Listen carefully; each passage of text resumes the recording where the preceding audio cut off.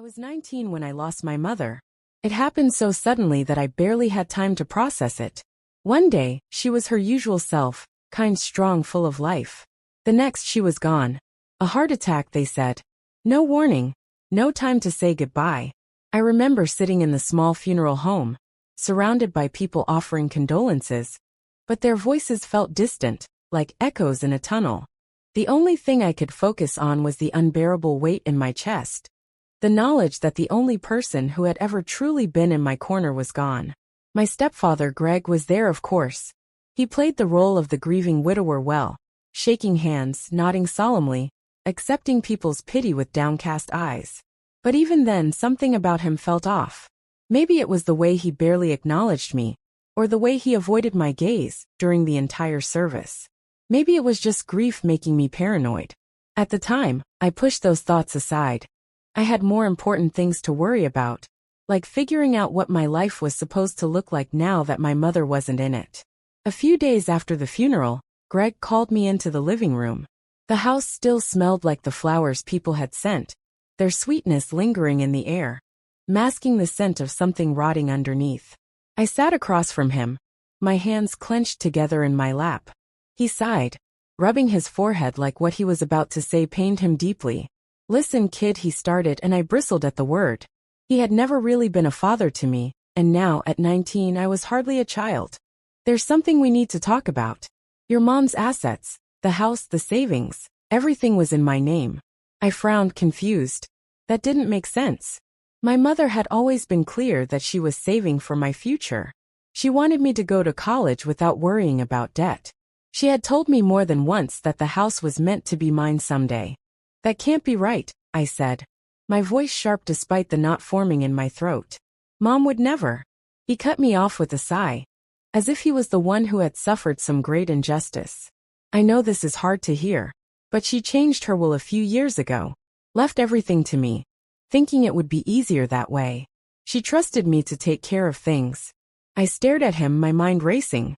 My mother was smart, careful with money, always thinking ahead. It didn't seem like her to leave everything in his name without some kind of plan for me.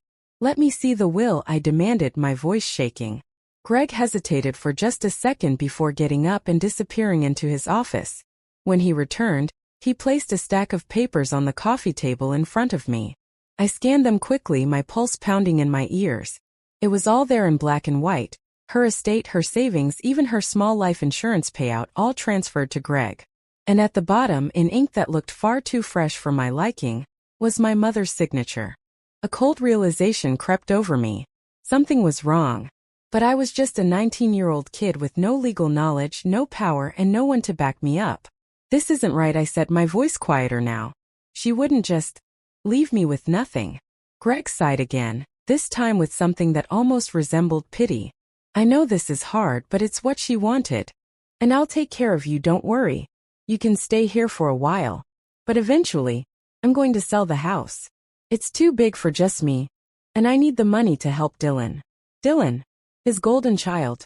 His real son. I had always been an afterthought to Greg, a responsibility he tolerated for the sake of my mother. But Dylan? He could do no wrong. My stomach twisted as I realized what was happening. My mother's savings, my home, everything she had built for me, was going to fund Dylan's life instead. I clenched my fists, my nails digging into my palms. "You're selling the house?" My voice was barely above a whisper. He nodded, not even looking at me. "Dylan's about to start college. He needs tuition, a place to stay. It's only fair that I help him." Fair. The word echoed in my head like a cruel joke. My mother had spent her whole life making sure I would be taken care of. And now, in an instant, Greg had wiped that all away as if I didn't matter. I wanted to fight. I wanted to scream, to grab those papers and rip them apart, to do something. But what could I do? I had no money for a lawyer, no way to prove anything. Even if the will had been forged, something I strongly suspected, I didn't have the resources to challenge it.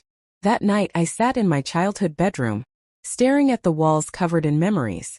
I thought about my mother, about how hard she had worked, about the promises she had made to me. And I thought about Greg, sleeping soundly in the room down the hall, knowing he had won. Within 2 weeks, the house was on the market. Greg didn't even try to hide how eager he was to get rid of it. I was given a deadline, 2 months to find somewhere else to live. No offer of help, no concern for what would happen to me, just a cold, simple fact. I was no longer welcome in the only home I had ever known. I packed my things in silence, refusing to give Greg the satisfaction of seeing me break down. I took only what I could carry: clothes, a few keepsakes of my mother, a small envelope of cash she had once hidden in the back of a drawer for emergencies. This, I suppose, counted as an emergency. I didn't know where I would go, only that I couldn't stay. And as I walked out of the house for the last time, I made a promise to myself. I would survive. I would build a life for myself. And one day, I would make sure that Greg regretted ever underestimating me. The first few months after I left my childhood home were some of the hardest of my life. I had no savings, no safety net, and no clear plan. I crashed on friends' couches at first, but I knew I couldn't rely on their kindness forever. Eventually, I scraped together just enough money from part-time jobs to rent a tiny rundown studio apartment on the edge of town. It wasn't much: peeling paint, a bathroom that barely worked, and a draft that made winters unbearable. But it was mine. I worked constantly, taking whatever jobs I could find. Mornings were spent serving coffee at a small cafe. Afternoons were for restocking shelves at a grocery store. And nights were often spent cleaning offices. It was exhausting. And there were days when I questioned whether I would ever escape the cycle of just barely getting by. But every time I felt like giving up, I reminded myself of what Greg had done. How he had stolen my mother's legacy and handed it over to Dylan, as if I never mattered. That thought fueled me. I refused to let his betrayal define me. As the months passed, I slowly started piecing my life together. I enrolled in community college, taking night classes after work. I had always been good with numbers, so I chose to study finance, hoping it would lead to better opportunities. It wasn't easy juggling school and work, but I was determined. Unlike Dylan, who had Greg's money handed to him, I had to fight for every inch of progress, and in a way that made me stronger. I rarely heard from Greg. He never once checked in to see how I was doing. I doubted he even cared. But every now and then, I heard bits and pieces about him and Dylan through old family acquaintances. Dylan had gone off to an expensive university, living comfortably on the money that should have been mine. Greg had sold the house for a hefty sum and was living in a nicer neighborhood now, enjoying the benefits of my mother's hard work. The injustice of it all made me sick, but I forced myself to push forward. I couldn't afford to dwell on what had been taken from me. I had to focus on what I could still build for myself. By the time I was in my mid-20s, things had started to change. After years of working dead-end jobs, I finally got an internship at a financial firm. It was unpaid, which meant I had to continue working part-time just to afford rent. But it was a step in the right direction. I soaked up every bit of knowledge I could, determined to prove myself. The long hours, the stress, the exhaustion. It was all worth it when, after months of proving my skills, the company offered me a full-time position. For the first time in my life, I had stability, a steady paycheck, health insurance, the ability to actually save money instead of just scraping by. I moved into a better apartment, not luxurious but clean and safe. I started paying off my student loans. I even allowed myself small luxuries, like eating at a nice restaurant every now and then or buying clothes that weren't secondhand. But more than anything, I felt something I hadn't in a long time: pride. I had done this on my own. No handouts, no favors, no shortcuts. Everything I had achieved, I had earned. As for Greg and Dylan, their perfect little world wasn't as perfect as it seemed. Dylan, as it turned out, wasn't the brilliant student Greg had always believed him to be. He barely made it through college, spending more time partying than studying. I heard through an old neighbor that Greg had poured even more money into keeping him afloat, paying for extra tutoring, covering his mistakes, making excuses for him. And then, after graduation, reality hit. Dylan had no real skills, no work ethic, and no clue how to navigate the world without his father's money backing him up. He bounced from job to job, never lasting more than a few months before quitting or getting fired. Meanwhile, Greg, who had once lived so comfortably off the money he had stolen from me, was starting to struggle. The house he had bought after selling my mother's was more expensive than he could truly afford, And without a steady income, his savings began to dwindle. Supporting Dylan had drained more money than he had expected, and with no new funds coming in, Greg was running out of options. I should have felt satisfaction at the news. This was karma, after all. Greg had taken everything from me. And now, the life he had built on that stolen wealth was crumbling. But when I thought about him, all I felt was indifference. He had made his choices, and now he was facing the consequences. By the time I turned 29, I had built a life that Greg never could have imagined for me. I had climbed my way up in the finance world, moving from analyst to manager. I had investments, savings, and a career I was proud of. The scared 19-year-old, who had been left with nothing, was long gone. Then one evening, I received an email that made my stomach turn. It was from Greg. The email from Greg sat in my inbox for a full day before I worked up the nerve to open it. The subject line was simple: "Can we talk?" For a moment, I thought about deleting it without reading. Greg had been absent from my life for 10 years. Why should I care what he had to say now? But curiosity got the better of me. With a deep breath, I clicked it open. "I know I'm the last person you want to hear from, but I need to talk to you. Please. It's important. I wouldn't be reaching out if it wasn't.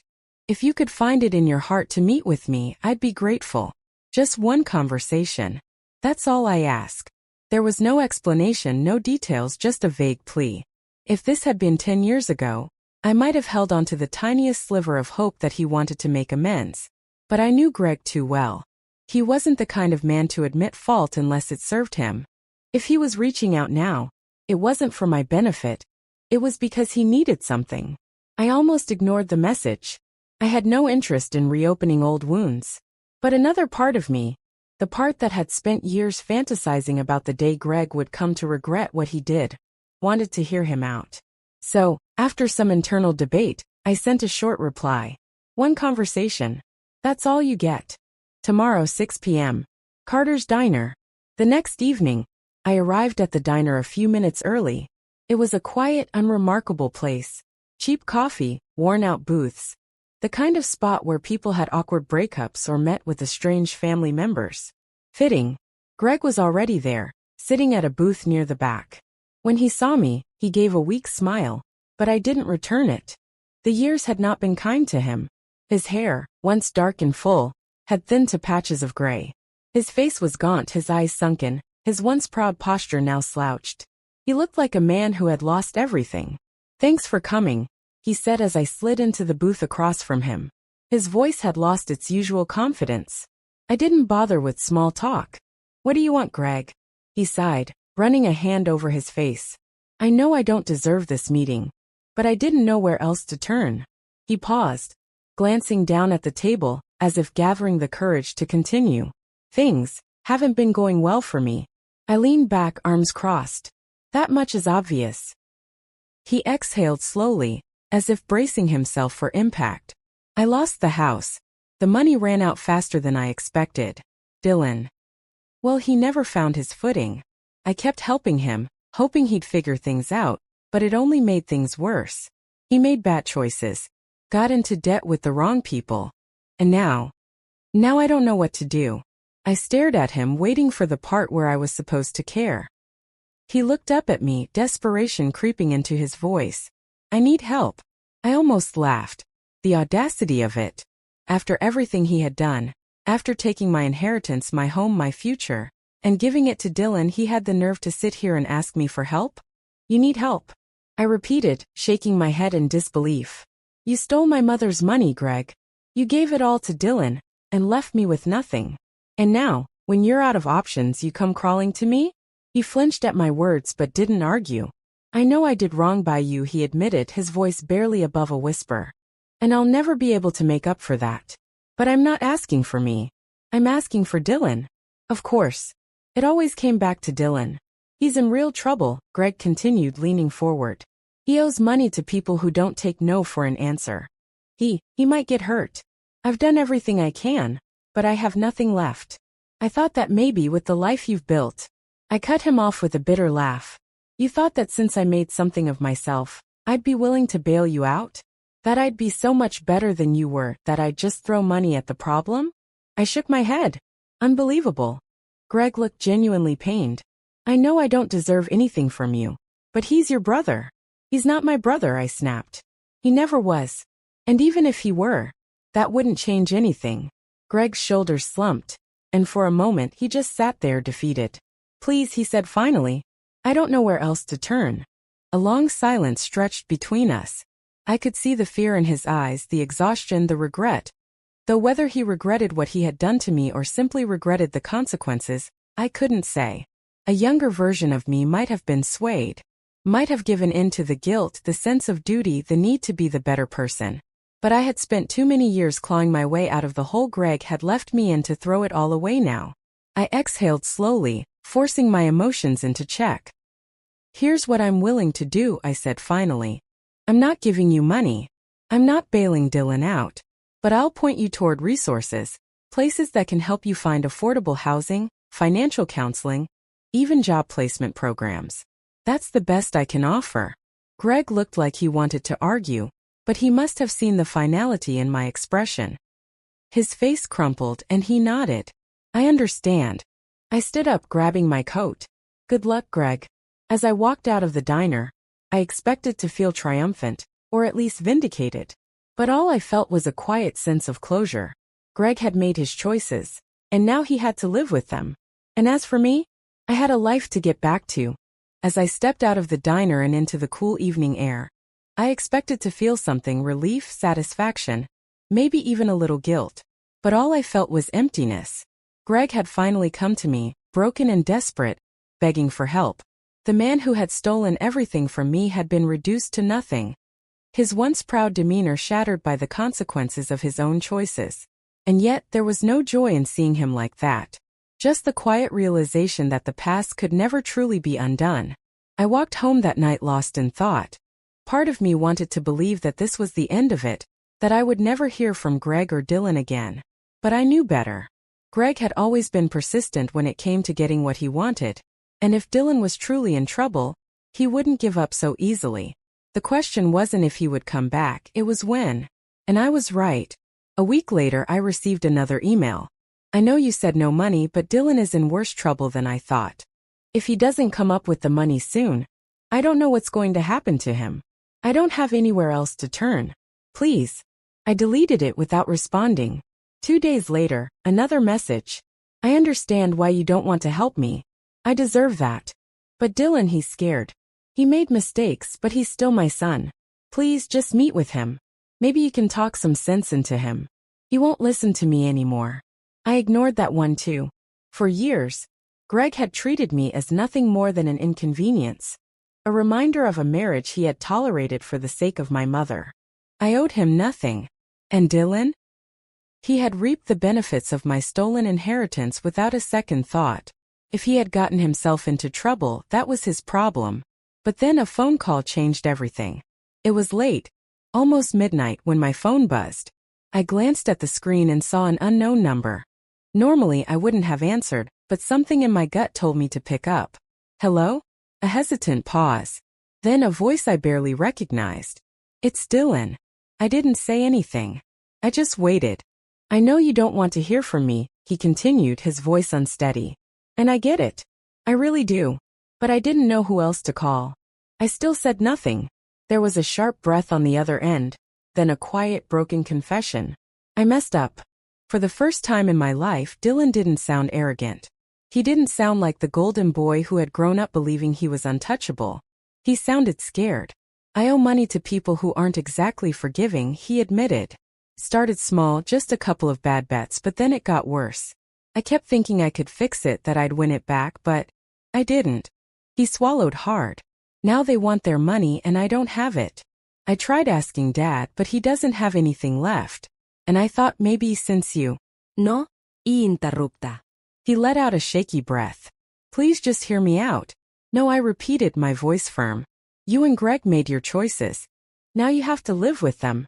I could hear the desperation in his silence. I'm not asking for a handout, he tried again. I don't know what to do. That much at least I believed. Dylan had spent his whole life relying on Greg to clean up his messes. And now that Greg had nothing left to give, he was flailing. For the first time, he was facing real consequences. And despite everything, I found myself saying, "Meet me at Carter's Diner. Tomorrow, 6 p.m. When I hung up, I wasn't sure why I had agreed. Maybe I just wanted to see him face the reality of his situation. Maybe deep down, I needed to hear him admit the truth, that Greg had ruined both of our lives in different ways. The next evening, Dylan was already at the diner when I arrived. He looked worse than Greg had, unshaven, eyes hollow, his usual smug confidence completely gone. He barely touched the coffee in front of him, as I slid into the seat across from him. "I wasn't sure you'd actually come," he admitted. "I wasn't sure either," I said honestly. For a long moment, neither of us spoke. Then finally Dylan exhaled. "I don't blame you for hating me." I tilted my head slightly. "I don't hate you." He looked surprised. "I resent you," I clarified. "I resent what you were given at my expense. I resent how easy your life was while I had to fight for everything. But hate?" I shook my head. "That would mean I actually care." Dylan flinched, but he didn't argue. Instead, he looked down at his hands. "I was an idiot," he admitted. "I didn't think about where the money came from. I didn't care. As long as Dad kept bailing me out, I thought everything would be fine. I thought I'd always land on my feet. But you didn't." He let out a bitter chuckle. "No, I really didn't." For the first time in his life, Dylan was experiencing what it felt like to be powerless. To not have a safety net. To be abandoned by the person who was supposed to protect him. It was a feeling I knew all too well. "So what do you want from me?" I asked. He hesitated, then shook his head. "I don't even know anymore. At first, I just wanted money. But now, I think I just needed someone to actually listen. That I could understand." I leaned forward slightly. "Here's what I'm willing to do. I'm not going to bail you out, Dylan. You need to face this. But I can help you figure out your next steps. I know people, legitimate financial counselors, job placement programs. I can give you the tools to fix your life. But you have to be the one to do it." His eyes filled with something I couldn't quite place. "Gratitude, maybe. Or shame." "You'd really do that?" I nodded. "But only if you're serious. If you're just looking for another quick fix, don't waste my time." Dylan swallowed hard, then nodded. "I am." I studied him for a moment, trying to gauge if he was being honest. Maybe he was. Maybe he wasn't. But that wasn't my responsibility anymore. I had spent my whole life carrying the weight of Greg's betrayal. Now it was time to put it down. Dylan and I weren't suddenly going to be family. We weren't going to erase the past. But maybe, just maybe, we could move forward. And that was enough.